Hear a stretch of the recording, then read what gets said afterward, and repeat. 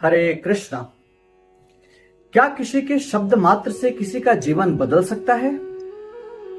क्या सच में ऋषियों के श्राप से राजा भिखारी बन जाते थे? क्या श्राप केवल एक कहानी है या इसके पीछे कोई गहरा आध्यात्मिक विज्ञान छिपा है? आइए हम जानेंगे सारा कुछ आज के वीडियो में। पुराणों और महाभारत में हमें अनेक ऐसे प्रसंग मिलते हैं जहां एक श्राप ने पूरे इतिहास की दिशा बदल दी हो। लेकिन सबसे बड़ा प्रश्न यह है, क्या श्राप सच में लगते थे? आज हम शास्त्रों के आधार पर इस रहस्य को समझने का प्रयास करेंगे। सबसे पहले यह समझना आवश्यक है कि श्राप वास्तव में है क्या। आजकल लोग श्राप को जादू, मंत्र, तंत्र, टोना, रहस्यमयी शक्ति के रूप में देखते हैं। लेकिन वैदिक दृष्टि में श्राप का अर्थ कुछ और ही है। श्राप का अर्थ है किसी अत्यंत तपस्वी, सत्यनिष्ठ और आध्यात्मिक शक्ति से संपन्न व्यक्ति द्वारा दिया गया एक ऐसा वचन जो उसके तपबल और सत्यबल के कारण फलित हो जाए। शास्त्र बताते हैं कि प्राचीन काल के ऋषि मुनि वर्षों तक कठोर तपस्या करते थे। उनका मन पूरी तरह संयमित रहता था। वो सत्य का पालन करते थे और जीवन धर्म के अनुसार चलाते थे। इसी कारण उनकी वाणी में असाधारण शक्ति होती थी। उनके शब्द केवल शब्द नहीं होते थे, बल्कि तपस्या से उत्पन्न ऊर्जा से युक्त होते थे। शास्त्रों में इसे वाक सिद्धि कहा गया है।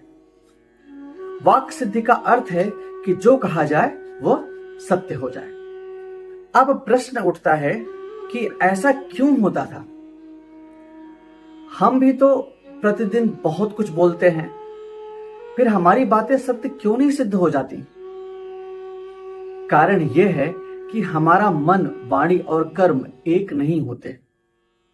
हम कुछ सोचते हैं, कुछ और बोलते हैं और कई बार कुछ और ही करते हैं। लेकिन ऋषियों के जीवन में ऐसा नहीं था। उनका मन, वाणी और कर्म तीनों एक होते थे, इसलिए उनके शब्दों में अद्भुत प्रभाव होता था। इस बात को समझने के लिए एक प्रसिद्ध घटना देखते हैं। महाभारत और श्रीमद् भागवत महापुराण में राजा परीक्षित का प्रसंग आता है। एक दिन राजा परीक्षित शिकार करते हुए जंगल में भटक गए। वे बहुत प्यासे थे और थके हुए थे। उन्हें एक आश्रम दिखाई दिया। वहां ऋषि शमी गहरे ध्यान में लीन बैठे थे। राजा ने उनसे जल मांगा, लेकिन ध्यान में होने के कारण ऋषि ने कोई उत्तर नहीं दिया। राजा को लगा कि ऋषि उनका अपमान कर रहा है। क्रोध में आकर उन्होंने पास पड़ा एक मृतक सर्प उठाया और ऋषि के गले में डाल दिया। बाद में जब ऋषि के पुत्र श्रृंगी को यह बात पता चली तो वे अत्यधिक क्रोधित हो गए। उन्होंने श्राप दिया कि 7वें दिन तक्षक नाग के दंश से राजा परीक्षित की मृत्यु हो जाएगी। और आश्चर्य की बात यह है कि ठीक 7वें दिन ऐसा ही हुआ। लेकिन इस घटना को केवल एक रहस्यमयी श्राप के रूप में नहीं देखना चाहिए। यह हमें सिखाती है कि जब अहंकार और क्रोध व्यक्ति पर हावी हो जाते हैं, उसके कर्म ही उसके लिए विनाश का कारण बनते हैं। एक और प्रसिद्ध घटना श्रीमद् भागवतम में आती है। एक और प्रसिद्ध घटना, भगवान विष्णु के धाम वैकुंठ के द्वार पर जय और विजय नाम के 2 द्वारपाल थे। एक दिन सनक, सनंदन, सनातन और सनत कुमार जैसे महान ऋषि भगवान के दर्शन के लिए वहां पहुंचे। जय और विजय ने उन्हें भीतर जाने से रोक दिया। ऋषियों को यह व्यवहार अच्छा नहीं लगा, अहंकार पूर्ण लगा। उन्होंने श्राप दे दिया। जय और विजय को वैकुंठ छोड़कर पृथ्वी पर जन्म लेना पड़ा। उन्होंने 3 जन्मों तक असुर योनि में जन्म लिया। पहले जन्म में वे हिरणाक्ष और हिरण्यकश्यप बने। दूसरे जन्म में वे रावण और कुंभकर्ण बने और तीसरे जन्म में शिशुपाल और दंतवक्र बने।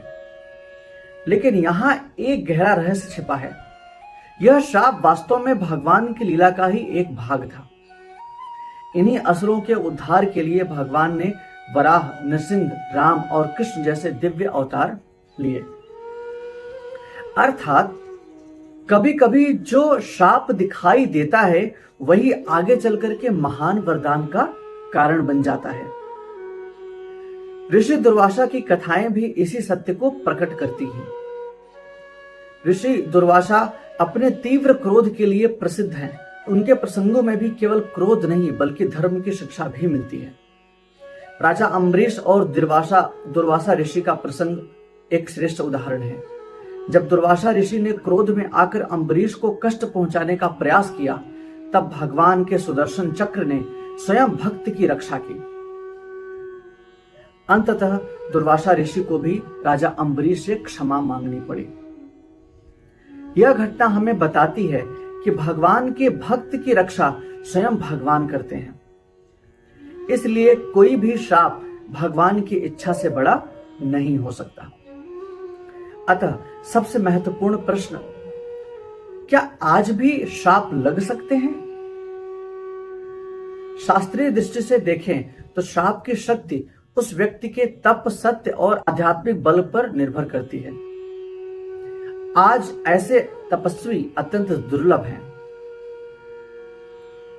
हर शब्द जो क्रोध में कहे जाते हैं वो श्राप नहीं बन जाते। फिर भी हमें अपने वाणी के प्रति सावधान रहना चाहिए। माता पिता की पीड़ा, गुरु की भावना, संतों का आशीर्वाद और किसी निर्दोष व्यक्ति के हृदय से निकली हुई वेदना व्यर्थ नहीं जाती, क्योंकि संसार केवल भौतिक नियमों से नहीं चलता बल्कि सूक्ष्म, भावनात्मक और आध्यात्मिक नियमों से भी संचालित होता है। लेकिन पुराणों में वर्णित शापों का सबसे बड़ा संदेश कुछ और ही है। वे हमें यह सिखाते हैं कि अहंकार, क्रोध, अन्याय और अधर्म अंततः विनाश का कारण बनते हैं। जब मनुष्य धर्म से दूर चला जाता है तो उसे अपने ही कर्म उसके लिए श्राप बन जाते हैं, और जब वह भगवान की भक्ति, विनम्रता और सदाचार का मार्ग अपनाता है तो वही जीवन उसके लिए वरदान बन जाता है। इस दृष्टि से देखें तो सबसे बड़ा श्राप किसी ऋषि का नहीं बल्कि हमारे अपने बुरे कर्मों का होता है, और सबसे बड़ा वरदान भगवान की कृपा, भक्ति और धर्म में जीवन है। तो क्या श्राप सच में लगते थे? शास्त्रों के अनुसार हाँ, लेकिन वे किसी जादू या अंधविश्वास का परिणाम नहीं थे। वे तपस्या, सत्य, कर्मफल और ईश्वरीय व्यवस्था से जुड़े हुए थे। पुराणों में वर्णित शाप हमें डराने के लिए नहीं बल्कि धर्म, विनम्रता और सदाचार का महत्व समझाने के लिए हैं। इसलिए जीवन में शाप से नहीं, अपने कर्मों से डरिए, क्योंकि शास्त्र कहते हैं कि मनुष्य का भविष्य उसके कर्मों से बनता है, और भगवान की कृपा से सबसे कठिन कर्मफल भी बदल सकता है। हरे कृष्णा।